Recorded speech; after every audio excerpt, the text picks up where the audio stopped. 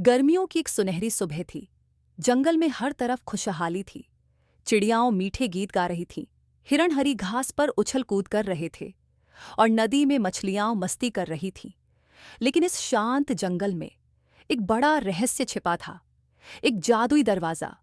इस रहस्य को सबसे पहले नन्हे खरगोश गोलू ने खोजा। गोलू बहुत चतुर और जिज्ञासु था। वह हमेशा नई चीजों की खोज में लगा रहता था।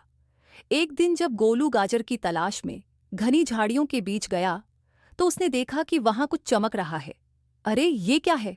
गोलू ने आश्चर्य से सोचा। उसने झाड़ियों को हटाया और देखा कि वहां एक पुराना जादुई दरवाजा खड़ा था।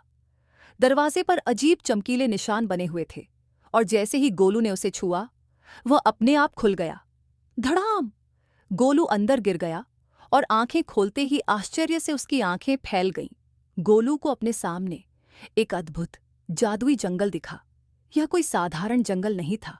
यहाँ पेड़ हवा में तैर रहे थे, नदियां इंद्रधनुष के रंगों में बह रही थीं और आकाश में चांद तारों की जगह सुनहरे पक्षी उड़ रहे थे।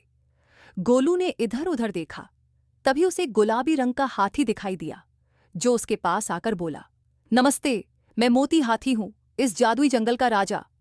गोलू को अपनी आंखों पर यकीन नहीं हुआ। एक गुलाबी हाथी, और वो बोल भी रहा है। ये कौन सी जगह है? गोलू ने हैरानी से पूछा। मोती हाथी ने कहा, ये जादुई जंगल है, लेकिन हमें एक बहुत बड़ी मुसीबत का सामना करना पड़ रहा है।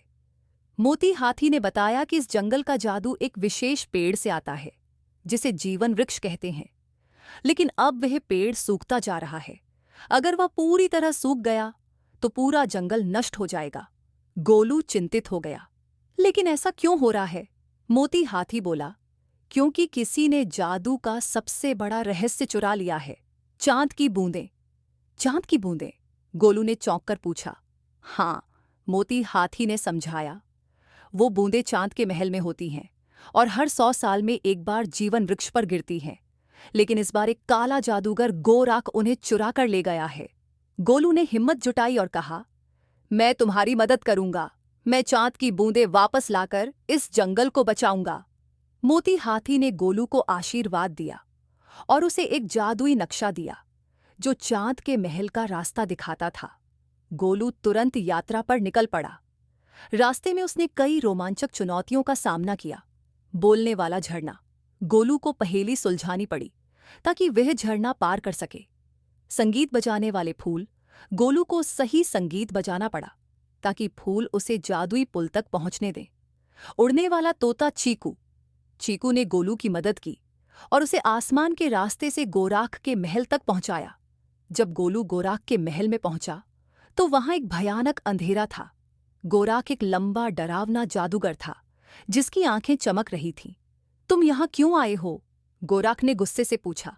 गोलू ने हिम्मत से कहा, मैं चांद की बूंदें वापस लेने आया हूं। गोराख हंसा और बोला, अगर तुम मुझसे जीत सकते हो तो ले लो। गोलू को गोराख की एक परीक्षा पास करनी थी, एक कठिन पहेली हल करनी थी। अगर तुमने सही उत्तर दिया तो मैं हार जाऊंगा, गोराख बोला। गोराख ने पूछा, ऐसी कौन सी चीज है जो बढ़ती है लेकिन उसका वजन कभी नहीं बढ़ता? गोलू ने सोचा और फिर मुस्कुराया। उत्तर है ज्ञान। गोराख हक्का बक्का रह गया। वह हार चुका था। गोलू ने तुरंत चांद की बूंदें ली और उड़ने वाले तोते चीकू की मदद से वापस जादुई जंगल पहुंच गया। गोलू ने चांद की बूंदें जीवन वृक्ष पर डाल दी और देखते ही देखते वृक्ष फिर से हरा भरा हो गया। पूरा जंगल चमक उठा, नदियां फिर से बहने लगीं और मोती हाथी समेत सभी जानवर खुश हो गए। मोती हाथी ने गोलू को गले लगाकर कहा, तुम्हारी हिम्मत और बुद्धिमानी ने हमें बचा लिया। उस दिन से गोलू को सब चतुर खरगोश कहने लगे। और हाँ, जब भी जंगल में कोई नई मुसीबत आती, गोलू हमेशा तैयार रहता।